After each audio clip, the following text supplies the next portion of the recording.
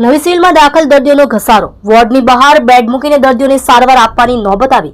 વરસાદ વચ્ચે તડકો આવતા ડેન્ગ્યુના કેસોમાં ધરખમ વધારો। નવી સિવિલમાં દાખલ 10 માંથી 3 દર્દી ડેન્ગ્યુના। નવી સિવિલમાં દાખલ દર્દીઓનો ઘસારો જોવા મળી રહ્યો છે। ખરેખર હાલમાં હોસ્પિટલની પરિસ્થિતિ એવી છે કે વોર્ડની બહાર બેડ મૂકીને દર્દીઓને સારવાર આપવાની નોબત આવી પડી છે। વરસાદ વચ્ચે તડકો આવતા ડેન્ગ્યુના કેસોમાં ધરખમ વધારો જોવા મળી રહ્યો છે। સૂત્રોએ જણાવ્યું હતું કે હાલમાં હોસ્પિટલમાં દાખલ 10 માંથી 3 દર્દી ડેન્ગ્યુના છે। શહેરમાં મચ્છરોનો ઉપદ્રવ ઝડપથી વધી રહ્યો છે। ખરેખર ડેન્ગ્યુ માટે આ સૌથી અનુકૂળ મોસમ છે। તબીબોનું કહેવું છે કે વરસાદ વચ્ચેનો તડકો એ ડેન્ગ્યુના પાણીમાં તડકો જેમ પડે છે તેમ મચ્છરના લાર્વા ઝડપથી વધે છે અને ટૂંક સમયમાં મચ્છરોમાં વિકાસ પામે છે। શહેરમાં હાલમાં આ સ્થિતિ છે। છેલ્લા 10 થી 15 દિવસ દરમિયાન ક્યારેક તડકો તો ક્યારેક હળવો વરસાદ થઈ રહ્યો છે। ડેન્ગ્યુ માટે સ્થિર પાણી અને તડકો સૌથી મહત્વપૂર્ણ છે।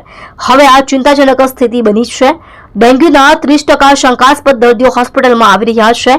દાખલ દર્દીઓની પણ આવી જ હાલત છે। વોર્ડમાં દાખલ 10 દર્દીઓમાંથી 3 ડેન્ગ્યુના દર્દી છે અથવા તેવા લક્ષણો સાથે છે। હાલમાં ડેન્ગ્યુના કારણે વધુ એક દર્દીનું મોત થતાં મૃત્યુઆંક 8 પર પહોંચ્યો છે। ડેન્ગ્યુના વધતા જતા કેસોને જોતા તંત્રએ આ બાબતને ગંભીરતાથી લઈ તાકીદ ધોરણે કામગીરી કરવી જોઈએ।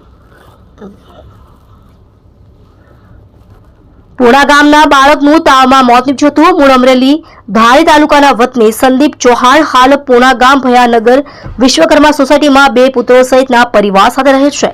તે સફાઈ કામ કરીને પરિવારનું ગુજરાન ચલાવે છે। તેના પુત્રો પૈકી રુદ્ર 4 વર્ષ ઘર પાસે આવેલ આંગણવાડીમાં અભ્યાસ કરતો હતો। તેને 3 દિવસથી તાવ આવી રહ્યો હતો, જેથી ખાનગી હોસ્પિટલમાં તેની સારવાર પણ ચાલી રહી હતી।